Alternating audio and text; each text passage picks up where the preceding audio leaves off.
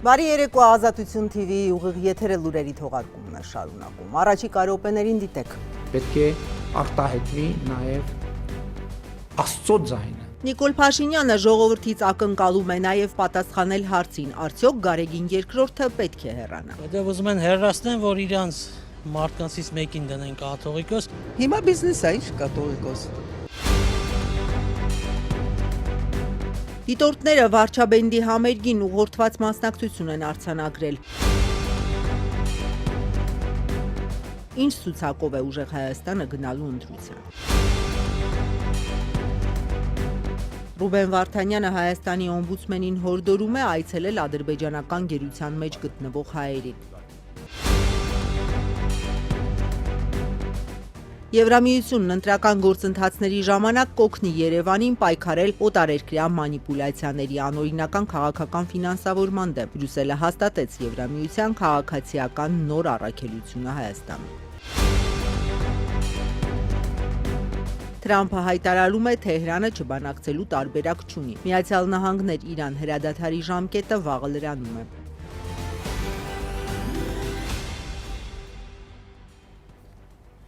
Քաղաքացիական պայմանագրի նախընտրական ծրագիրը իր ֆեյսբուքյան էջով ներկայացնող Նիկոլ Փաշինյանը այսօր հասել է եկեղեցու հատվածին։ Իշխող ուժը հենց ծրագրում ամրագրել է իր նպատակը՝ կաթողիկոսի հեռացումը, որին ամիսներ շարունակ քաղաքացիական պայմանագիրը ձգտում, բայց չի կարողանում հասնել։ Այս ընտրություններում ժողովրդի ձայնի միջոցով պետք է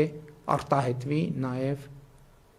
Աստծո ձայնը։ Վարչապետ Նիկոլ Փաշինյանի համոզմամբ ժողովուրդը հունիսի 7-ին կայանալիք ընտրություններում պետք է նաև պատասխանի հարցին, արդյոք ամենայն հայոց կաթողիկոս Գարեգին II պետք է հեռանա, թե ոչ։ Պետք է Հայաստանի Հանրապետության քաղաքացիները պատասխանեն այս հարցին, իսկ ինչքանով է իրենց համար ընդունելի, որ Կտրիչ Ներսիսյանը Հայաստանի Հանրապետությունում արդեն բավականին երկար ժամանակ եկեղեցին դարձրել է քաղաքական կուսակցություն։ Եկեղեցին ըստ էության պաշտոնապես ամբողջությամբ զբաղված է քաղաքական գործունեությամբ։ Հոգևոր քարոզները թողած զբաղված են քաղաքական քարոզներով եւ ընդ որում այդ թվում մարդիկ շատ հաճախ անցել են եւ անցնում են օրենքի գծերը սրանից բխող բոլոր հետևանքներով։ Գարեգին II-ի ու մի շարք բարձրաստիճան հոգևորականների դեմ ծավալած շուրջ 1 տարվա պայքարից հետո վարչապետ Փաշինյանը նաև ՔՊ նախընտրական ծրագրում է ամրագրել վեհափառին հեռացնելու իր պլանը, ընտրողներին ներկայացնելով ճանապարհային քարտեզի 4 քայլերը։ Մեջբերում եմ. Առաջին՝ հայաստանյաց առաքելական Սուրբ եկեղեցու փաստացի պետի հեռացում, հանգստի կոչում։ Երկրորդ՝ սահմանված կարգով կաթողիկոսական տեղապահի ընտրություն։ Երրորդ՝ եկեղեցու կանոնադրության ընդունում, որը պետք է ներառի եկեղեցու ֆինանսական թափանցիկության եւ հոգեվորականների բարեվարկությանը վերաբերող սկզբունքները, եւ չորրորդ՝ սահմանված կարգով ամենայն հայոց կաթողիկոսի ընտրություն։ Եվ կարծում եմ, որ այո, այս ընտրություններում Հայաստանի Հանրապետության ժողովուրդը պետք է նաեւ այս դատը լուծի, այս հարցը լուծի։ Այսօր վաղառաուտյան ներկայացնելով ՔՊ նախընտրական ծրագրի եկեղեցու բարենորոգմանը վերաբերող այս դրույթները, Փաշինյանը հղում անելով 25-րդ Սաղմոսին պնդեց. եկեղեցին հենց ժողովուրդն է, ժողովրդի ձայնն էլ Աստծո ձայնը, իսկ ընտրություններն էլ դատ են, հետևաբար ընտրողը նաև այս հարցը պետք է լուծի, արտահայտելով նաև Աստծո ձայնը։ Ես համոզված եմ, այսինքն, որ ժողովուրդը որպես Աստծո ձայնի կրող համաձայն 25-րդ Սաղմոսի այդ թվում ես հարցում իր դատը կանի 2026 թվականի հունիսի 7-ին։ Աստծո ձայնի, այն է ժողովրդի քվեի օգնությամբ Գարեգին II-ին հանգստի կոչելու մտադրություն ունեցող վարչապետը ընդունում է եկեղեցին ու պետությունը անջատ են իրարից, բայց միաժամանակ պարզաբանում դա չի նշանակում դուրս լինել պետությունից։ Եկեղեցին Փաշինյանի համոզմամբ պետք է գործի պետության մեջ եւ պետության սահմանած կանոններով։ Մասնավորապես գործադիրի ղեկավարը կարծում է, որ Հայաստանի բոլոր քաղաքացիների օրինակով հոգևորականներն էլ պետք է եկամուտների համընդհանուր հայտարարագրման համակարգում ընդգրկվեն։ Ինչու է արդեն 8 տարի Կտրիչ Ներսիսյանի համար այս օրակարգը ինչու է անընդունելի։ Մի պարզ պատճառով, որովհետև նրանք ուզում են գործել ստվերում, չլինել հաշվետվողական եկեղեցու առաջ, որն է ժողովուրդը։ Իդեպ վեհափառի մասին խոսելիս Փաշինյանը նրան միայն աշխարհի կանոնով չէ, որ կոչում էր։ Կտրիչ Ներսիսյանից բացի Փաշինյանը տալիս էր եկեղեցու փաստացի պետ եւ եկեղեցու գործող գլուխ ձևակերպումները։ Եկեղեցու գործող գլխի գործունեության արդյունքում եկեղեցի ժողովուրդ կապը գնալով ավելի ու ավելի թուլանում է։ Մայրաթորն արդեն խստորեն դատապարտել է ՔՊ նախընտրական ծրագրի եկեղեցուն վերաբերող դրույթները, դրանք որակելով մերժելի։ Հայ առաքելական եկեղեցին նշել է, որ ՔՊ նախընտրական խոստումներով եւս մեկ անգամ դրսևորվում է, մեջբերում եմ, իշխող քաղաքական ուժի գաղափարախոսության հակաեկեղեցական ողջ էությունն ու նպատակը։ Քաղաքացիական պայմանագիրը կաթողիկոսին փոխելու իր ծրագիրը հունիսի 7-ին կհանձնի ժողովրդի դատին։ Մինչ այդ տեսնենք մարդիկ կողմ թե դեմ են այս ձեռնարկին։ Ով ընդրվում է իր քաղաքականությունը, իր տեսահայացնա, ինքը որպես վարչապետ կարա լինի, բայց ինչ որ վերաբերում է կաթողիկոսին, դա մեր ընդհանուր եկեղեցիական արժեքն է, դրա փոփոխությունը մի չկա, ինչև իր ինքնուրույն գնալ է, այսպես ասած։ Ես ճիշտն ասած կողմնակից եմ քաղաքացիական պայմանագրին, որովհետև այո, երևի թե մեզ պետք է ավելի շատ Վազգեն առաջին, քան թե այս կաթողիկոսը, որը ճակերտավոր է, ինքը երբեք դա իմ սուբյեկտիվ կարծիքն է, որ ինքը երբեք ազգի ժողովրդի հետ չի եղել։ Դա ուզում են հեռացնեն, որ իրանց մարդկանցից մեկին դնեն կաթողիկոս, բայց տենց է չի լինում, էլի։ Կաթողիկոսից вообще պիտի ցանկացած երկրում պիտի իշխանությունները հեռու մնան, էլի եկեղեցուց, առանձին, вообще առանձին։ Շատ վատ է, որտեվ ինքը երկրի կաթողիկոսն է, այն էլ շատ երկար տարիներ։ Իշխանությունը սխալ է անում, էլի, որ ուզում է այդ հարցով զբաղվի, իր գործը չի, բայց մտնում է դրա մեջ, էլի։ Ես կողմ եմ, որ հեռացնեն։ Ես կողմ եմ։ Ես Փաշինյանի բոլոր գործողություններին կողմ եմ։ Եթե որ գտնում եմ, որ իր եղբայրը ոնց որ գրում են, որ ինքը ասենք KGB-ի գործակալ է, կամ ես իմ ինքան դե սեփականություններ ունի, չեմ խորանում այդ ամեն ինչի մեջ, եթե այդ ամեն ինչը ճիշտ է, ո՞ւմ ինքը անձամբ թողեու գնա։ Կաթողիկոսին հեռացնելը դա հայության ամենադաժան, ամենածանր, ինչ ասեմ, գործողությունն է, որ ուզում են կատարեն։ Դա չի կարելի եկեղեցուն ինչ-որ մի ձևով նեղացնելը։ Ես նեյտրալ պայմաններում եմ, ոչ մի ձևել չեմ վերաբերում, չնայած կաթողիկոսը, եթե հիմա բիզնես է, ինչ կաթողիկոս։ Հիմա բիզնեսով են նրանք զբաղվում։ Եկեղեցուն հանգիստ թողնեն, ամենայն դեպս այդ իմ կարծիքն է։ Կարող է ինչ-որ հարցով ավելի լուրջ բաներ կա եկեղեցին, մենակ թող իր պայմանները, իր ներսի գործը անի, ոչ թե քաղաքականացնեն, սարքեն եկեղեցին, չգիտեմ ինչ։ Մեր տաճարը, մեր եկեղեցին, մենք ամեն րոպե գնում ենք, աղոթում ենք, չի կարելի, չէ։ Մարդ որքանով պետք է ինքան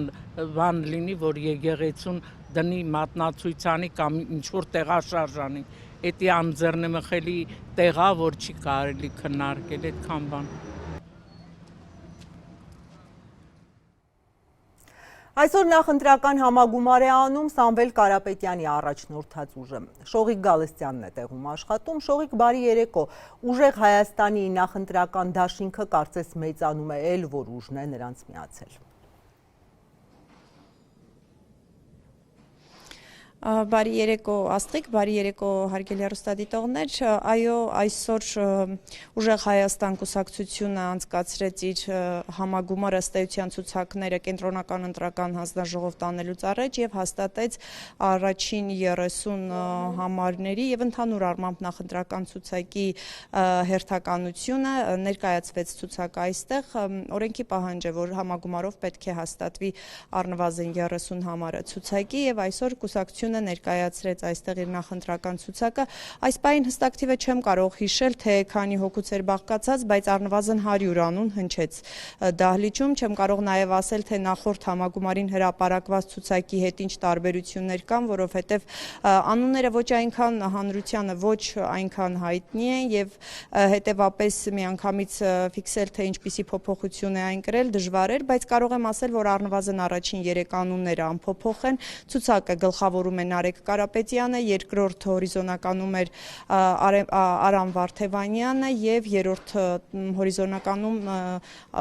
Գոհար Մելոյանն էր եւ մնացած անունները արդեն հետագայում երբ համեմատվի հասկանալի կդառնա փոփոխություններ կան թե չկան ցուցակը ներկայացնելուց բացի այո ինչպես նշեցիր այսօր հերթական համագործակցության մասին հայտարարվեց եթե նախորդ դեպքում կուսակցությունը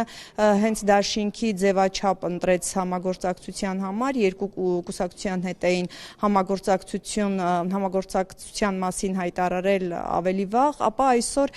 դաշինք չկար բայց կար համագործակցության մասին հուշագիր եւ կուսակցությունը որի մասին հայտարարվեց այսօր եւ որի հետ համագործակցելու է ուժեղ Հայաստանը ապրելու երկիրն է այստեղ էր Մեսրոպ Առաքելյանը համահիմնադիրը որը նաեւ կարճ խոսքով հանդես եկավ ըստ էության ստացվելու է այնպես որ համագործակցության ընթացքում աջակցելու են այս ուժերը իրար նախընտրական եւ ընտրական փուլում իսկ ցուցակում լինելու են այս կուսակցության մարզային ներկայացուցիչները նրանք ներգրավված են լինելու ցուցակում իսկ դաշինքի ֆորմատ ինչպես արդեն ասացի չկա Մեսրոպ Առաքելյանը այստեղ նաև հայտարարեց որ իրենք ընդհանուր շատ կարևոր օրակարգ ունեն ուժեղ Հայաստան կուսակցության հետ կարող ենք լսել նրա խոսքը Հունիսի 7-ի խորհրդարանական ընտրությունները ընտրություն են հանձնվելու եւ պայքարելու միջև դա ընտրություն է ունենալ այնպիսի պետություն որտեղ հայ գեյների վերադարձը կդառնա անվիճելի առաջնահերթություն ազգային արժանապատվության վերականգնան եւ արդար եւ կայուն խաղաղություն հաստատման կարևորագույն նախապայման Մենք համոզված ենք, որ Սամվել Կարապետյանը, ով ունի բացառիկ ներդրում Հայաստանի եւ Արցախի կյանքում, չի խնայելու ոչինչ մեր հայրենակիցների վերադարձի հարցում։ Մեզ բարի երթ եւ հաղթանակ դեպի ապրելու եւ ուժեղ Հայաստան։ Շողիկ մի ճշտում նույն ապրելու երկրի վերաբերյալ ես ճիշտ եմ հասկանում, որ ղեկավար կամ համահիմնադիրները կամ ղեկավարները, կուսակցության ընդգրկված չեն լինելու ցուցակում, նույն Մեսրոպ Առաքելյանը նա ընդգրկված է լինելու, թե ոչ։ Աստղիկ կարծես թե ճիշտ ես հասկացել, որ համահիմնադիրները ցուցակում չեն լինելու, ամեն դեպքում այն հայտարարությունները, որոնք այստեղ հնչեցին եւ այն ֆորմատը, որը ներկայացվեց, հենց ենթադրում է, որ համահիմնադիրները չեն լինելու ցուցակում եւ նրանց անունները, եթե ես ճիշտ եմ հիշում, հրապարակված անունների ցուցակում ցանկում չհնչեց, իսկ նախընտրական ցուցակը այստեղ հրապարակվեց ոչ Մեսրոպ Առաքելյանի, ոչ Մանեթ Հանդիլյանի որը եւս համահիմնադիրներից է անունները ցուցակում չկային, բայց կային նրանց մարզային ներկայացուցիչները, եթե ճիշտ եմ կրկին ֆիքսել, համայնքի ղեկավարներ կամ նախկինում ինչ որ փուլում ղեկավարած պաշտոնյաներ համայնքներում, որոնց անունները ցուցակում կային աստղիկ։ Շողիկ իսկ դաշինքը հիմա ինչպես է կոչվելու, ընտրական օրենսգիրք փոխվեց, որը արգելում է դաշինքների անուններում անձնանունների կիրառումը։ Ի սկզբանե մենք գիտենք ցանկություն կար, որ դաշինքը այսպես կոչվի՝ Ուժեղ Հայաստան Սամվել Կարապետյանի հետ։ Հիմա ընտրությունների ինչպես է ուժը մասնակցելու, ինչ անունով։ Դաշինքը այստեղ հայտարարվեց, որ կոչվելու է հենց կուսակցության անունով, այսինքն լինելու է Ուժեղ Հայաստան կուսակցությունների դաշինք, այո, ընտրական օրենսգիրքը, որ փոխվեց հենց այն փուլում, երբ արդեն գրանցումները մեկնարկում էին, գրանցումների նախաշեմին փոխվեց ընտրական օրենսգիրքը եւ այդպիսով այս ուժը հնարավորություն չունեցավ անձնանուն օգտագործել դաշինքի անվանման մեջ, իսկ նրանք արդեն հայտարարել էին, որ իրենց ցանկությունն է կամ իրենց որոշումն է ավելի ճիշտ, որ այս ուժը ունենա հետևյալ անվանումը Ուժեղ Հայաստան Սամվել Կարապետյանի հետ, իդեպ չնայած որ կուսակցություն դաշինքը կոչվելու է Ուժեղ Հայաստան, այստեղ բոլոր կուսակցական այդ ատրիբուտները կրկին ունեին այդ անվանումը Ուժեղ Հայաստան Սամվել Կարապետյանի հետ, բայց այստեղ Ուժեղ Հայաստանի ներկայացուցիչները նշեցին, որ այս որոշումն են կայացրել, որ հենց կուսակցության անունն էլ լինի դաշինքի անունը եւ ասացին, թե կարող էին դիմել վարչական դատարան եւ այլ մեթոդներով փորձել հասնել, ինչպես իրենք են ասում, արդարության վերականգնմանը, որը ըստ իրենց խաթարվեց ընտրական օրենսգրքի փոփոխությամբ, ասացին, բայց զերծ են մնացել այդ քաշքշուկներից եւ փորձել են ավելորդ ռեսուրս այս փուլում չօգտագործել այդ հարցի վրա կենտրոնանալու համար եւ հետեւապես այս անուն ունենալու դաշինքը իդեպ նաեւ տեղեկացրեցին, որ վաղը իրենց ընտրական ցուցակները եւ գրանցման համար անհրաժեշտ փաստաթղթերը կներկայացնեն կենտրոնական ընտրական հանձնաժողով, մինչ այդ նաեւ կուսակցության անդամ Գոհար Մելոյանը հայտարարեց, որ նշեց, որ մի հարցով դիմել է ամեն դեպքում կենտրոնական ընտրական հանձնաժողով, որպեսզի հասկանա, թե նրանք ինչ դիրքորոշում ունեն ընտրական օրենսգրքում տեղի ունեցած այդ փոփոխության վերաբերյալ անվանման հետ կապված եւ ըստ էության ասում էր, որ գրավոր արձագանք էր ակնկալում կենտրոնական ընտրական հանձնաժողովից, բայց իրեն տեղեկացրել են այսօր, որ այդ հարցով վաղն առավոտյան հանձնաժողովում ընտրական հանձնաժողովում նիստ է լինելու, բաց կլինի այդ նիստը թե փակ եւ առհասարակ ինչ ազդեցություն կունենա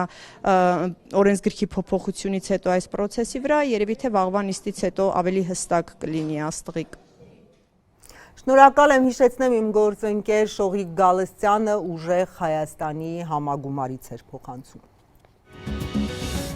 Տեղափոխվենք Գյումրի, որտեղ 2 օր առաջ վարչապետի բենտներ համերգի եւ որի մասնակիցները դիտորդների պնդմամբ նաեւ ուղղորդված էին հրապարակում հայտնվել։ Դատախազությունը, որ ըստ ընդդիմադիրների ակնդետ հետևում է իրենց գործողություններին, այս դեպքում լուռ է։ Ականատես դիտորդական առաքելությունը անցած կիրակի Նիկոլ Փաշինյանի խմբի վարչաբենդի համերգին հանդիսատեսների ուղղորդված մասնակցություն է արձանագրել։ Առաքելության համակարգող Մերի Մինասյանի փոխանցմամբ Գյումրիում աշխատող դիտորդներն իրենց նկատածը նաև մի քանի աղբյուրից են ճշտել ու հաստատում ստացել։ Ուղիղ դիտորդության միջոցով է իրականացվել։ Մենք ունեինք տարբեր դիտորդներ, 4-5 դիտորդ, ովքեր որ հետևել են այդ միջոցառմանը սկզբից մինչև վերջ, մինչև անգամ սկսել է, ինչպես են մարդիկ հավաքվել, ովքեր են եկել եւ որոշակի աղբյուրներից արդեն այդ տեղեկատվությունը ստացվել է, հենց նաև դիտորդների միջոցով ու այլ անոնիմ աղբյուրների միջոցով եւս։ Այսինքն մի քանի աղբյուրից մենք այդ տեղեկատվությունը ունենք միջոցառմանը մարդկանց կազմակերպված մասնակցության վերաբերյալ։ Ըստ դիտորդների Գյումրին Մերձակա Ախուրյան համայնքի դպրոցների մանկավարժներին նաև համայնքապետարանի ենթակայությամբ գործող նախակրթարանների աշխատակիցներին եղել է հրահանգ։ Հստակ նշվում է, թե ուղղորդումը որտեղից է եղել։ Գյումրիի հրապարակի վրայի գրասենյակ։ Այն տեղեկատվությունը, որը հաստատված է,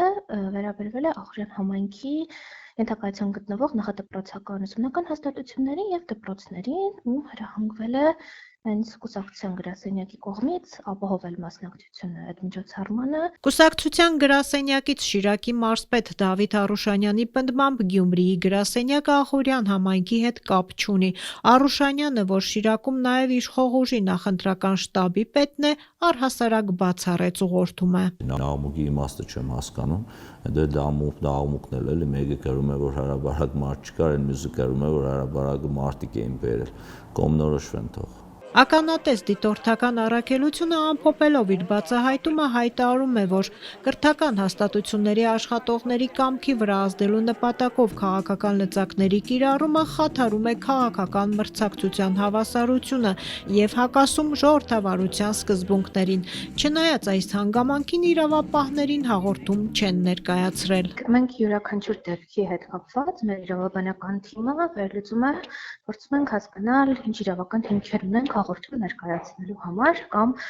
համապատասխան օրինակ կոռուպցիայի կանխարգելման հանձնաժողով կամ կենտրոնական ընտրական հանձնաժողով դիմումներ բողոքներ ներկայացնելու համար կոնկրետ այս դեպքում մենք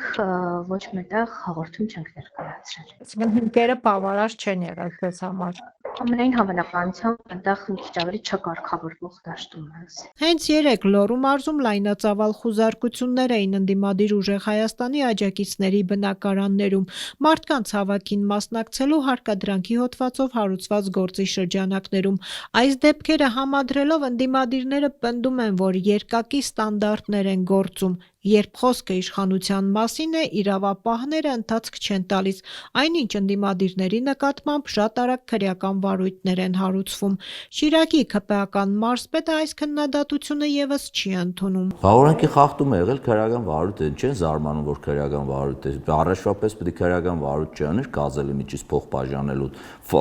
առերևույթ բոլորի հաշկի առաջ։ Պես պետք է աներ, որ ժողովրդավարությունից խոսային։ Քրեական գործ է,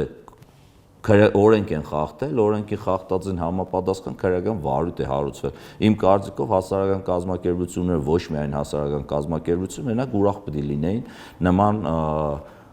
դեպքերում իշխանության կամ ուժային կառույցների արձագանքին։ Վստահ եղեք, վստահեցնում եմ, եթե ստեղ էլ օրենքի խախտում լինել որևէ տեղ օրենքի խախտում լինի, կապ չունի ընդհանուր առմամբ, թե որ ուժի կողմնակիցն է, իր մոտ քրեական վարույթ է հարուցվել, այդ փաստն էլ լավ գիտեք նաև Արմավիրի ընտրությունների ժամանակ, Էջմիածնի ընտրությունների ժամանակ է տեղի ունեցել։ Այնպես որ իրավապահ համակարգի համար ընդհանրապես կապ չունի, թե որ ուժն է օրենք խախտում, օրենք բոլորի համար հավասար է։ Դատախազությունից փորձեցինք ճշտել արդյոք դիտորդական առաքելության հայտարարությունը հիմք կընդունեն ու վարույթ կհարուցեն կամ եթե չեն հարուցել, ապա որոնք են պատճառները։ Կառույցից հրաժարվեցին պատասխանել գրավոր հարցում, պահանջեցին, որն ուղարկել ենք։ Ազատությունը զրուցեց նաև Ախուրյան համայնքի 3 դպրոցներից 2-ի տնօրենների հետ։ Անահիտ Մազմանյանն ասաց, որ ինքը տեղյակ չի եղել, քանի որ վատառողջ չի եղել, իսկ մյուս դպրոցի տնօրեն Հայկ Ռուշանյանը հաստատեց, որ իրենց դպրոցից մասնակցել են համերգին, ինքը եւս, բայց առանց ուղղորդելու ու պարտադրանքի։ Ման ուղղորդումներ չի եղել, բնականաբար ոչ աշխատանքային օր է եղել, կիրակի մասնակցել են մեր բնակավարներից, աշխատակիցներից նաև մասնակցել են ծնողներ իրենց երեխաների հետ։ Ասում են Գյումրի գրասենյակից պարտադրանք է եղել։ Ոչ, բացառում են նման պարտադրանք, նման հրահանգ կամ ցուցում չի եղել։ Համերգի օրը Ազատությունը նկատել էր տարբեր մարզերից ժամանած մարդկանց, որոնք ավտոերթով էին հասել Գյումրի, նրանք նախօրոք գրանցվել էին այդ երթին մասնակցելու համար։ Նրանց շարքերում նկատել էինք մարզպետարանների աշխատակիցների, տարբեր քաղաքների ու գյուղերի ղեկավարների։ Եթերում Ազատության լրատվական կենտրոնն է, մեր լուրերին կարող եք հետևել նաև Ազատության տելեգրամյան ալիքում, իսկ այս ծրագրի երկրորդ մասում առաջարկում եմ դիտել։ Ռուբեն Վարդանյանը Հայաստանի օմբուդսմենին հորդորում է այցելել ադրբեջանական գերության մեջ գտնվող հայերին։ Եվրամիությունն ընտրական գործընթացների ժամանակ կօգնի Երևանին պայքարել օտարերկրյա մանիպուլյացիաների անօրինական քաղաքական ֆինանսավորման դեմ։ Բրյուսելը հաստատեց Եվրամիության քաղաքացիական նոր առաքելությունը Հայաստանում։ Թրամփը հայտարարում է Թեհրանը չբանակցելու տարբերակ չունի։ Միացյալ Նահանգներ Իրան հրադադարի ժամկետը վաղը լրանում է։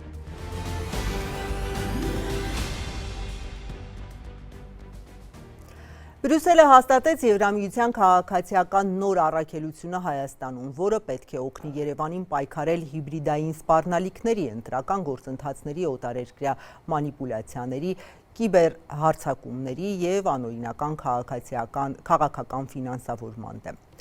Առաքելությունը կսկսի գործել առաջիկա ամիսներին, կունենա 2 տարվա մանդատ և կկոչվի Հայաստանում Եվրոպական միության գործընկերության առաքելություն։ Չնայած Ազատության տրամադրության տակ առկա արդեն հաստատված փաստաթղթում ուղղակիորեն նշված չէ, այնուամենայնիվ պարզ է, որ Հայաստան գործուղվող նոր առաքելության հիմնական մտահոգությունը Ռուսաստանի միջամտությունն է, մասնավորապես հունիսի 7-ի ընտրություններին։ Առաքելություն գործուղելու համար Հայաստանն էր խնդրանքով դիմել Եվրամիությանը, նոր առաքելությունը էապես կփոխարինի Հայաստանում Եվրամիության մեկ այլ 2023-ից գործող առաքելությանը, որը ստեղծվել էր Հայաստանի և Ադրբեջանի սահմանը դիտարկելու, վստահության ամրապնդմանը նպաստելու համար, բայց որի գոյությունից դժգոհ էր Բաքուն։ Ի վերջո հասավ նրան, որ Հայաստանի հետ խաղաղության պայմանագրի նախագծում հստակ ամրագրվի համատեղ սահմանին երրորդ երկրների ուժեր չեն տեղակայվի։ Այս առաքելության մանդատը ավարտվում է 2027-ի սկզբին, երկարաձգման մասին խոսք չի եղել։ Հայաստանի արտգործնախարարությունը հաղորդագրությամբ այսօր ողջունել է նոր քաղաքացիական առաքելություն տեղակայելու Բրյուսելի որոշումը։ Լեռնային Ղարաբաղի նախկին պետնախարար Ադրբեջանում 20 տարվա ազատազրկման դատապարտված Ռուբեն Վարդանյանը հորդորել է Հայաստանի մարդու իրավունքների պաշտպանին դիտարկել Բաքու այցելելու հնարավորությունը, հավելել, որ իր կինը նույնպես պատրաստ է միանալ նրան։ Միջազգային Կարմիր խաչի գրասենյակի փակումից հետո 19 հայ գերիները Բաքվում լիակատար մեկուսացման մեջ են, միջազգային ոչ մի կառույցի ներկայացուցիչ նրանց չի այցելում։ Հայաստանի մարդու իրավունքների պաշտպանը ողջ օրը այդպես էլ չարձագանքեց Արցախի նախկին պետնախարարի կոչին։ Մարդու իրավունքների պաշտպան Անահիտ Մանասյանը այսօր այդպես էլ հրապարակային չի արձագանքել Լեռնային Ղարաբաղի նախկին պետնախարար Ռուբեն Վարդանյանի իրեն ուղղված նամակին, թեև այն հրապարակվել էր առավոտյան։ Պաշտպանի գրասենյակն անպատասխան է թողել նաև մեր հարցումները։ Ադրբեջանում 20 տարվա ազատազրկման դատապարտված Վարդանյանը Բաքվի բանտից դիմել է Մանասյանին, խնդրելով դիտարկել Ադրբեջան այցելելու հնարավորությունը։ Ընտանիքի հետ հեռախոսազրույցում փոխանցված դիմումում Ռուբեն Վարդանյանը պատմել է, որ հանդիպել է Ադրբեջանի օմբուդսմեն Սաբինա Ալիևայի հետ, բարձրացրել իր եւ մյուս հայ բանտարկյալներին վերաբերող կենցաղային, բժշկական, իրավական, մարդասիրական եւ դիվանագիտական հարցեր։ Ի պատասխան ադրբեջանցի պաշտոնյան ասել է, թե հայ պաշտոնակից Անահիտ Մանասյանի հետ արդեն քննարկել է Բաքու այցելելու հնարավորությունը։ Ադրբեջանական կողմը պատրաստակամություն է հայտնել նպաստելու այցի կազմակերպմանը, սակայն այդ նախաձեռնությունը դեռ չի իրականացվել, թե ինչու Վարդանյանը չի մանրամասնել։ 44-օրյա պատերազմից հետո Արցախ տեղափոխված Վարդանյանը հիշեցնում է, որ Հայաստանի քաղաքացիները երկար ժամանակ պահվում են ադրբեջանական բանտերում առանց ընտանիքի անդամների հետ հանդիպումների եւ անկախ մոնիթորինգի, այդ թվում Կարմիր խաչի միջազգային կոմիտեի կողմից, որի գրասենյակը Բաքուն անցած տարի փակեց։ Վարդանյանը Մանասյանի ղեկավարած կառույցին մեղադրում է անգործության մեջ, միաժամանակ հիշեցնում է, որ չնայած Երևանի եւ Բաքվի միջև դիվանագիտական հարաբերություններ չկան, կողմերը բանակցում են տնտեսական հարցերի շուրջ։ Ուստի ինչու կալանավորների կյանքի, առողջության եւ իրավունքների հարցերը պաշտոնական Երևանի օրակարգում չեն, եւ ինչու պատվիրակության անդամներից ոչ մեկը չի այցելել գերիներին։ Անահիտ Մանասյանին Բաքվի բանտից հարցնում է Ռուբեն Վարդանյանը։ Մանասյանի Բաքու հնարավոր այցին զուգահեռ Վարդանյանը խնդրում է նաև, որ դիտարկվի հայկական պատվիրակությունում բանտարկյալների հարազատներին ընդգրկելու հարցը, փոխանցելով, որ իր կինը պատրաստ է մեկնել Բաքու։ Այցը, սակայն ըստ Վարդանյանի պետք է ունենա վարչապետ Նիկոլ Փաշինյանի քաղաքական աջակցությունը։ Առանց անկախ փաստաբանների ու լրատվամիջոցների դատապարտված Վարդանյանը համոզված է, որ երկու երկրների մարդու իրավունքների պաշտպանների համագործակցությունը մարդասիրական միակ խողովակն է, որը փաստացի կփակվի, եթե Մանասյանը չարձագանքի։ Ռուբեն Վարդանյանի գնահատմամբ Հայաստանի կառավարությունը անտեսում է Ադրբեջանում բանտարկված իր քաղաքացիների շահերը։ Ադրբեջանի մարդու իրավունքների պաշտպանին հանդիպելուց մեկ ամիս առաջ Վարդանյանը ընտանիքի հետ հեռախոսազրույցում փորձել էր դիմել Սաբինա Ալիևային, սակայն ենթադրաբար բանտապահները ընդհատել էին զրույցը։ Ցավոք որևէ այլ հնարավորություն չունեմ ձեզ փոխանցելու այն, ինչ կատարվում է ինձ եւ իմ գործընկերների զինակիցների հետ։ Դուք հանրային միակ ինստիտուտի ղեկավարն եք, որին կարող եմ դիմել այս հարցով, որովհետեւ Ադրբեջանի բոլոր այլ կառույցները կամ պետական վերահսկողություն են իրականացնում, կամ ահա ինձ թույլ չեն տալիս անգամ սա անել։ Հայաստանում սպասող գերիների հարազատները արտգործնախարար Արարատ Միրզոյանին եւ միջազգային կառույցներին էին դիմել միջազգային մարդասիրական իրավունքի շրջանակում հովանավոր տերության մեխանիզմը գործարկելու խնդրանքով, որպեսզի Շվեյցարիայի միջոցով հնարավոր լինի պաշտպանել հայերի իրավունքները։ Փոխարտգործնախարար Վահան Կոստանյանն էր արձագանքել։ Տեսեք, այդ մեխանիզմները, որոնց մասին խոսվում են, բնականաբար մեզ նույնպես հայտնի են եւ շատ ավելի վաղ են սկսվել նաեւ մեր մոտ ներքին քննարկումները, արդյոք դա է օպտիմալ ճանապարհը, որով պետք է առաջ գնանք եւ մենք նաեւ մեր այլ միջազգային գործընկերների հետ ենք կապի մեջ գտնում, ովքեր հետաքրքրված են Հայաստանի եւ Ադրբեջանի միջև խաղաղությամբ եւ նրանց միջոցով նույնպես փորձում ենք որոշակի ճշտումներ իրականացնել մեր հայրենակիցների առողջական վիճակի վերաբերյալ եւ այլն, բայց նույն Կարմիր խաչի գործընկերները չնայած նրան, որ փակվել է գրասենյակը Բաքվում, ունեցել են այցեր։ Amnesty International-ն է տարեկան զեկույցում գրել, որ Ադրբեջանի իշխանությունները ձախողել են Լեռնային Ղարաբաղի հակամարտությունից տուժած մարդկանց պաշտպանությունը։ Իրավապաշտպան հեղինակավոր կառույցը հիշեցնում է, որ մարդու իրավունքների եվրոպական դատարանը պարտավորեցրել է Բաքվին տեղեկություններ տրամադրել հայ բանտարկյալների կալանքի եւ առողջական պայմանների վերաբերյալ։ Վերջին տվյալներով Բաքվի բանտերում 19 հայ է պահվում, այդ թվում 20 տարվանից մինչև ցմահ ազատազրկման դատապարտված Արցախի նախկին ղեկավար Իսկ 2025 թվականի Հայաստանին վերաբերող հատվածում Amnesty International իրավապաշտպան կազմակերպությունը կրկին քննադատել է ոստիկանությանը։ Հեղինակավոր կառույցը փաստում է, որ ոստիկանության բարեփոխումները չհաջողեցին մեղմել ցույցերի ժամանակ անհամաչափ ուժի կիրառման եւ ոստիկանության հաշվետվողականության պակասի վերաբերյալ մտահոգությունները։ Սա հատկապես ակնհայտ էր 2024-ի մայիս-հունիս ամիսներին տեղի ունեցած հակակառավարական բողոքների ընթացքում արձանագրված մարդու իրավունքների խախտումների դեպքում, գրում է Amnesty-ն։ Նկատի ունենալով Տավուշը հանուն հայրենիքի շարժման մասնակիցների եւ ոստիկանների միջև բախումները։ Չնայած ոստիկանության կողմից ապօրինի ուժի կիրառման վերաբերյալ բավարար ապացույցներին, հետագայում քրեական վարույթներ հարուցվեցին միայն ցուցարարների դեմ եւ ոչ մի ոստիկան պատասխանատվության չենթարկվեց, այսօր հրապարակած զեկույցում գրել է Amnesty International-ը։ Կառույցը անդրադարձել է նաև Սամվել Կարապետյանի կալանավորմանը, ակնարկելով, որ դա կապ ուներ նաև Երևանի եւ Մոսկվայի հարաբերությունների հետ։ Հայաստանի արտաքին քաղաքականության դեպի արևմուտք ուղղված փոփոխությունը եւ Ռուսաստանի հետ ավանդական կապերը նվազեցնելու ջանքերը դարձան քաղաքական բաժանարար, խթանելով ապատեղեկատվական արշավներ եւ ատելության խոսք ամբողջ երկրում։ Հունիսին իշխանությունները հայտարարեցին, որ կանխել են պետական հեղաշրջման փորձ, ձերբակալելով Ռուսաստանի հետ կապ ունեցող ազդեցիկ գործարարի, ասված է զեկույցում։ Արցախցիները ահազանգում են, ադրբեջանցիները քանդել են նաև Ղարաբաղի ամենամեծ Ստեփանակերտի մայր տաճարը։ Վերջին շրջանի կադրերում այն չեն նկատում։ Հայաստանը, որ պարբերաբար մշակութային ժառանգության պահպանության թեմա էր բարձրացնում, այլևս այդ հարցում հետևողական չէ ու ըստ արցախցիների նաև դա է ադրբեջանցիների ձեռքերին ազատություն տվել։ Ուր է Ստեփանակերտի մայր տաճարը, մեծությամբ երկրորդը Հայաստանի ու Արցախի եկեղեցիների մեջ։ Այն տեսանելի էր քաղաքի տարբեր հատվածներից, իսկ ադրբեջանական սոցցանցային վերջին տեսանյութերում չի երևում։ Նելսոն Ստեփանյան փողոցի վերնամասում գտնվող մայր տաճարը Արցախի չկա։ Նույն այդ տեսաերիզից երևում է մեկ այլ տեսանկյունից երևում է, որ եւս չկա։ Ակնհայտ է, որ ադրբեջանցիներն այն քանդել են, ասում է Արցախի մշակույթի նախկին նախարար Սերգեյ Շահվերդյանը, ու չի զարմանում։ Օրեր առաջ այստեղ հողին հավասարեցրին Սուրբ Հակոբ եկեղեցին։ Դրան նախորդել էր ադրբեջանական տելեգրամյան ալիքներում պտտվող մի պահանջ՝ քանդել թե Սուրբ Հակոբն ու թե մայր տաճարը։ Սուրբ Հակոբի դեպքում կան հստակ լուսանկարներ, նույն վայրում ճերմակ եկեղեցին է նախկինում ու հիմա դատարկ տարածք։ Իսկ Ստեփանակերտի Սուրբ Աստվածամոր Հովանում մայր տաճարի տեղում ինչ է հիմա, հայտնի չէ։ Իրենք դա պատճառաբանում են, որ 1994 թվականից կառուցած բոլոր շինությունները, այդ թվում նաև հոգևոր պաշտամունքային, իրենք համարում են անօրինական, Ադրբեջանի օրենսդրությանը հակասող եւ ենթակային ոչնչացման կանոն։ Այսինքն այս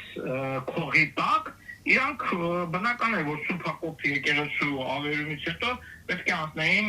նաև Սուրբ Աստվածածին Մարիչի եկեղեցուն։ Արցախի թեմական խորհրդի ատենապետը չի բացառում, որ մայր տաճարը Բաքուն չեզոքացրել է ապօրինի շինարարության անվան տակ։ Այս եկեղեցու կառուցումն սկսվել էր 2006-ին, ամենայն հայոց կաթողիկոսներ հիմնարկեքին մասնակցել։ Զվարթնոցի նմանությամբ տաճարի կառուցումը շուրջ 13 տարի է տևել։ Ճարտարապետ Գագիկ Երանոսյանի դուստրը հիշում է թե հոր ջանքերը, թե ֆինանսական դժվարությունները։ Ոգեշնչված այդ պրոյեկտով համարյա 10 տարի էր եկեղեցին կառուցեցին, հովանավորությունները կանգնացնելով, գումարներ տեղից ընդեղից հավաքելով։ Եկեղեցու կառուցման գործում գլխավոր դերակատարների անուններն էին 6 անկյուններում նշված, ճարտարապետինը նույնպես։ Ես էլ քուրիկս էլ ուզում էինք երեխեքին ընդեղ արդեն 19 թվից սկսած մկրտեինք։ Ստեփանակերտի բարձր կետում կարմիր տուֆով կառուցված եկեղեցին փրկության տարածք դարձավ արցախցիների համար պատերազմների ժամանակ։ Եկեղեցու տակ նկուղային ընդարձակ տարածք էր, որտեղ պատսպարվում էին հազարավորներ։ Այդ կապվածությունը դրսևորվել է ու ավելի ամուր է դարձել երկու պատերազմների օրերին, երբ որ մայր տաճարը Հովանի է դարձել ժողովրդի համար այնտեղ։ Սերգեյ Շահվերդյանը շեշտում է, շատ դժվար է պատկերացնել, թե ինչ է տեղի ունենում Արցախում։ Միակ աղբյուրը սոցցանցային կծկտուր տեսանյութերն են։ Այս տարածքը փակ է նաև ադրբեջանցիների համար։ Ելումուտ հնարավոր է, ասում է, միայն գրանցմամբ ու ուղեկցությամբ։ Այժմ սպասում են, որ Արցախի մշակութային հուշարձանների հետ կատարվողին հետևող միջազգային կազմակերպությունները դիտարկեն արբանյակային լուսանկարներով ու վերջնական պատասխան լինի։ Մայր տաճարն ամբողջությամբ հողին են հավասարեցրել, թե ավերվել է այնպես, որ այլևս չի երևում Մկրտչյան ու Ստեփանյան փողոցներից։ Արցախի մշակութային ժառանգության պահպանության առաջին հասցեատերը Հայաստանի Հանրապետության իշխանություններն են, որոնք մինչև տեղահանությունից քիչ ժամանակ անց հետո որևէ հարց մշակութային ժառանգության պահպանության հետ կապված օկուպացված Արցախում չեն բարձրաձայնում։ Արցախի պատմամշակութային հուշարձանները գտնվում են Ադրբեջանի կողմից դիտավորյալ ոչնչացման սպառնալիքի ներքո։ 44-օրյա պատերազմից հետո արտգործնախարար Արարատ Միրզոյանը տարբեր հարթակներից հայտարարում էր այս մասին։ Վերջին շրջանում այսպիսի հայտարարություններ չկան։ Ըստ Շահվերդյանի Հայաստանի իշխանությունն անկախ նրանից, որ Արցախի հարցը փակում է, պիտի հայկական հուշարձանների հարցը օրակարգում պահի։ Անկախ քաղաքական նախընտրություններից պարտավոր է իրականացնել Հայաստանի Հանրապետությունը, որովհետև Հայաստանի Հանրապետությունը պատասխանատու է հայկական ամբողջ մշակութային ժառանգության համար, անկախ նրանից, թե որտեղ է ինքը գտնվում, դա սահմանադրորեն ամրագրված դրույթներից մեկն է։ Այսօր էլ որևէ դատապարտող հայտարարություն չի տարածվել պետական որևէ կառույցից, եւ սա թեմա է դարձել նաեւ ընտրապայքարի մեջ մտած կուսակցականների համար։ Ծպտուն ձեն չկա, ոչ մեկ ծպտուն չի անում։ Մենք ով ենք դառել, ընդհանրապես մենք էս ովքեր ենք։ Այսինքն մեր պետական որևէ ինստիտուտ չի դատապարտելու սա։ Հիշում եք Ստեփանակերտի այդ մեծ եկեղեցին։ Հողին են հավասարացրել։ Բարեբախտաբար չեն լռում միջազգային կառույցները, ասում է Սերգեյ Շահվերդյանը, ակնկալելով, որ երբ արբանյակային լուսանկարներով նույնպես հաստատվի տաճարի ավերումը, կլինի նոր արձագանք։ Մոնումենտ ոչը, Կովկասյան մոնումենտ ոչը, պետք է ընդգծենք Եվրոպական խորհրդարանի գործունեությունը, որ այդ ուղղությամբ բազմաթիվ ու մինչև այսօր էլ բազմաթիվ բանաձևեր է ընդունում, կոչ անելով դադարեցնել մշակութային ժառանգության ոչնչացումը։ Այդ ֆոնի վրա Հայաստանի իշխանությունների լռությունը կարտ բլանշ է բացում Ադրբեջանի համար, որը ձեռքերը լրիվ բաց ինչ ուզում անում է։ Արդեն ադրբեջանական բուլդոզերի տակ են անցել Լաչինի, Ջաբրայելի, Աղավնոյի, Մոխրենեսի եկեղեցիներն ու մատուրները, հողին է հավասարվել Շուշիի կանաչ ժամը։ Հնագույն հայկական եկեղեցիները Բաքուն աղվանական է ներկայացնում։ Այս ամենին հետևող կազմակերպությունների ներկայացուցիչներն ասում են, Ադրբեջանը վերացրել ու վերացնելու է այնինչ չի կարող աղվանական դարձնել։ Երևանում հանրային տրանսպորտի ուղևորձը հավաքելու շուրջ վեճերը շարունակվում են, իշխանությունը պնդում է, վարորդները պետք է մասնակցեն, ընդդիմությունը այդ պնդումը հակաիրավական է որակում։ Անդարտ մարդիկ ասում են չենք կարող, հոգնում են, քիչ շուտ պետք է գանք, ասում են պահանջը էս է, եթե չեք կարող դիմում գրեք ազատվեք։ Ավտոբուսի վարորդն անանուն մնալու ու ձայնը փոխելու պայմանով Շամշյան Քոմին պատմել է Երևան ավտոբուս փակ բաժնետիրական ընկերությունում լարված իրավիճակ է։ Մի շարք վարորդներ սպառնում են աշխատանքից դուրս գալ, քանի որ գերհոգնած են նստում ղեկին, պթարների մեջ են ընկնում, դրան գումարած 2 շաբաթ առաջ էլ քաղաքապետ Ավինյանի հրահանգով իրենց վրա է դրվել նաև ուղևորձի հավաքագրումը։ Այս վճարման հարցերն էլ կախեցին շոֆերների վզին, ամբողջ օրը կռիվ, դավի, այդ լարվածությունից, հոգնածությունից երիկ չի մտել այդքան աշխատում են, ամեն 3 օրը մեկ մի հատ ավարի ալում ու թողում են շոֆերների վրա։ Խոշոր հաշվով աշխատանքային պայմաններից դժգոհ վարորդ գործից դուրս չի եկել։ Ազատությանն ասաց Երևան ավտոբուս ՓԲ-ի մամուլի խոսնակ Գեղամ Ասատրյանը։ Բայց որ ազատման դիմում գրած վարորդներ կան, հաստատեց, ընդգծելով գրեթե ամեն օր եւ աշխատանքից դուրս գալու եւ գործի ընդունվելու նոր հայտեր են ստանում։ Հատկապես վերջին 2 շաբաթվա ընթացքում աշխատանքից ազատման արտառոց հոսք չկա, պնդեց Ասատրյանը համեմատական թվեր ներկայացնելով։ Ապրիլի 7-ից մինչև ապրիլի 21-ը ներառյալ ազատվել է 15 վարորդ, բայց պայմանական փետրվարի 7-ից փետրվարի 23-ը, որ վերցնում ենք, ազատվել է 14 վարորդ։ Մարտի 16-ից ապրիլի 2-ը ներառյալ ազատվել է 18 վարորդ։ Պլյուս-մինուս օրերի տարբերությամբ նույն ժամանակահատվածները վերցրել, որ ազատվողների եւ ընդունվողների վիճակագրությունը նայում ենք, ընդհանուր առմամբ ստաբիլ իրավիճակ է։ Երևանի քաղաքապետը 2 շաբաթ առաջ էր հայտարարել ուղևարձի հավաքագրմանը չմասնակցող վարորդները կարող են զրկվել հավելավճարներից։ Դրանից հետո ավտոբուսներում վեճեր սկսվեցին Տիգրան Ավինյանի հրահանգը կատարող վարորդների ու չվճարող ուղևորների միջև։ 2 օր առաջ արդեն քաղաքապետը պնդեց, թե իր հրահանգի արդյունքում նախկինում չվճարող անձանց վճարելու հաշվին 8 նոր ավտոբուսի գումար է հավաքագրվել։ Այսօր Երևանի ավականու նիստում ընդդիմադիրները դիմելով Ավինյանին պնդեցին քաղաքապետի հրահանգը սրել է իրավիճակը։ Այդ քաղաքացիներին ինչի եք կռվածնում միմյանց հետ։ Ինչի։ Ինչ եք ուզում այդ քաղաքացիներից։ Վարորդը պիտի կանգնի, վարորդին ընդեղ եք բաց դրության մեջ դնում։ Այդ քաղաքացիներին իրար հետ եք կռվածնում։ Այսինքն ուր եք ուզում հասնել։ Ինչքան կարելի է ծաղրել վճարող քաղաքացիներին։ Տրանսպորտը սկսել է ուշանալ, որովհետև ավելի երկար է մնում, կանգառում, հետևից գալիս է մյուսը չի կարողանում մտնի եւ կարծում խցանման հարց եք լուծում։ Խցանում եք ստեղծում, ոչ թե լուծում։ Եվ ինչու պիտի անորակ,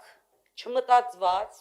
հատվածային իմպուլսիվ որոշումների արդյունքում քաղաքացի եւ վարորդ իրար ծեծեն։ Փաստերի ստուգման հարթակի FIPM-ի ձեռքի տակ հայտնված վարորդներից մեկի պայմանագրով նրանք պարտավոր են միայն անհրաժեշտության դեպքում զգուշացնել ուղևորին չվճարելու մասին եւ վերջ։ Հղումանելով աշխատանքային օրենսգրքին FIPM-ը նշում է արտաժամի աշխատանքի վարձատրությունը պարտադիր է եւ չի կարող կախված լինել ուղևորցերի հավաքագրումից։ Փաստեր ստուգողները եզրակացրել են Ավինյանի պնդումը հակասում է օրենսդրությանը։ Այսօր ավականուն դիմադիր Մայր Հայաստան խմբակցության ղեկավար Մանուկ Սուքիասյանը նույնպես հղում արեց վարորդների պայմանագրին ու հիշեցրեց հսկիչների գործն ինչու է դրվել վարորդների ուսերին, ուր են հսկիչները, որոնց հաստիկներն ավելացվել էին։ Վարորդների պայմանագրի պարտավորությունների մեջ մտնում են ընդհանրապես զգուշացնել չվճարող վարորդներին ու վերջ, ուրիշ ոչ մի բան,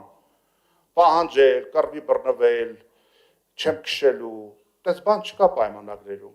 Չնայած այս քննադատությանը եւ ավտոբուսում բուռն վեճերին, Ավինյանը պնդեց օրենքի խախտում չկա, քննադատներին հիշեցրեց ազատվել են գազելներից ու մետաղադրամով վճարելու մշակույթից եւ անցել թվային վճարումների։ Համոզված է իրենց բարեփոխումներն ականջահաճո պոպուլիզմ չեն, երկարաժամկետ ծրագրեր են իրագործում։ Ավինյանն անդրադարձավ նաեւ երեկվա միջադեպին ավտոբուսի դանակահարված վարորդին։ Քաղաքապետը ընդդիմությանը մեղադրեց, թե նրանց հայտարարությունները խրախուսում են ոչ միայն ուղևորների բոյկոտը, այլ նաև նման վարքագիծը։ Եղավ այն, որ Ժորժան այս ամբիոնից ասում եք, դե եկեք բոյկոտենք, հիմա ասում եմ հարբած մի հատ թափ-թփուկ, ասում է ես բոյկոտ եմ անում, հետո էլ հարձակվում է վարորդի վրա։ Ո՞վ է մեղավոր վարորդը, որ պահանջա ներկայացնում, ասում է եղբայր վճարի։ Դա իր պայմանագրային պարտավորությունն է։ Նաև նրա համար, որ ինքը ստանա բարձր աշխատավարձ։ Ըստ ներքին գործերի նախարարության 3 ավտոբուսի վարորդին դանակահարած տղամարդը եղել է ոչ սթափ վիճակում։ Ոստիկաններն ի դեպ դեռ փնտրում են նրան։ Վարորդը թեթև վնասվածք է ստացել։ Ազատության տեղեկություններով վեճի պատճառը եղել է այն, որ ուղևորը 100 դրամ է վճարել, ոչ թե 150։ Աշխարհի ուշադրությունը Միացյալ Նահանգներ Իրան բանակցություններին են ուղղված։ Իրանը պաշտոնապես չի հաստատել իր մասնակցությունը Միացյալ Նահանգների հետ պատերազմը դադարեցնելու բանակցություններին, բայց լրատվամիջոցները հաղորդում են, որ Միացյալ Նահանգների փոխնախագահ Վենսն է ուղևորվել Պակիստանի մայրաքաղաք։ Դոնալդ Թրամփը չի ցանկանում երկարաձգել հրադադարը եւ ակնկալում է հիանալի գործարք կնքել Իրանի հետ պատերազմն ավարտելու շուրջ։ Երկշաբաթյա հրադադարի ժամկետի լրանալուց 1 օր առաջ CNBC-ին տված հարցազրույցում ԱՄՆ նախագահը պնդել է Վաշինգտոնը բանակցային ամուր դիրքերում է եւ ի վերջո կհասնի գործարքի։ Թրամփը նաեւ զգուշացրել է ԱՄՆ-ն պատրաստ է վերսկսել ռազմական գործողությունները, եթե Իրանը գործարքի չգնա։ Ակնկալում եմ ռմբակոծություն, քանի որ կարծում եմ, որ դա ճիշտ վերաբերմունք է, բայց մենք պատրաստ ենք։ Այսինքն զինվորականները վճռականորեն տրամադրված են գործելու։ Մինչ այդ էլ նա սոցցանցում Իրանին մեղադրել էր հրադադարը բազմիցս խախտելու համար։ ԱՄՆ նախագահն այս հայտարարություններն արել է Իրանի հետ վաղը Պակիստանում հնարավոր բանակցություններից առաջ, որոնց սակայն Իրանն իր մասնակցությունը չի հաստատել։ Իրանական պետական հեռուստաընկերությունը հայտնել է, որ մինչ այս պահն Իրանից ոչ մի պատվիրակություն չի մեկնել Իսլամաբադ։ Ըստ արևմտյան մամուլի ԱՄՆ փոխնախագահը Պակիստանը մեկնում այսօր եւ Իսլամաբադ կժամանի վաղը։ Մինչ այդ Իրանի խորհրդարանի խոսնակը հայտարարել էր, որ Թրամփը չի կարող Իրանին որևէ բան պարտադրել։ Ըստ Մոհամմեդ Բաղեր Ղալիբաֆի նրան այդ հարցում չեն օգնի ոչ իրանական նավահանգիստների շրջափակումը, ոչ էլ հրադադարի խախտումները։ ԱՄՆ-ն պարզապես փորձում է արդարացնել պատերազմի վերսկսումը, սակայն Իրանը պատրաստ է ցանկացած սցենարի սոցցանցում գրել է նա։ Մեզ համար անընդունելի է սպառնալիքների ստվերի տակ բանակցություններ վարելը եւ վերջին 2 շաբաթների ընթացքում մենք պատրաստվել ենք մարտի դաշտում նոր խաղաքարտեր բացել։ Իրանի զինված ուժերն իր հերթին հայտարարել է, որ պատրաստ է անհապաղ եւ վճռական պատասխան տալ ցանկացած նոր հարձակման։ Ըստ Ֆարս գործակալության գեներալ Ալի Աբդոլլահի Ալիաբադին հայտարարել է, որ մեջբերում եմ Իրանն, Իսրայելին եւ ԱՄՆ-ին հուսահատության եւ ուժասպառության է հասցրել եւ արդյունքում ըստ գեներալի նրանք հուսահատորեն հրադադար են խնդրում։ Այս ընթացքում Իրանը դեռ փակ է պահում Հորմուզի նեղուցը, որտեղով անցնում է աշխարհում սպառվող նավթի մոտ 20%-ը։ ԱՄՆ-ն իր հերթին շրջափակման մեջ է պահում իրանական նավահանգիստները։ Պենտագոնը հայտարարել է, որ գիշերը Ասիա-Խաղաղօվկիանոսյան տարածաշրջանում պատժամիջոցների տակ գտնվող տանկեր են առգրավվել։ Գործողությունն իրականացվել է Իրանին աջակցող անօրինական ցանցերը խափանելու ջանքերի շրջանակում։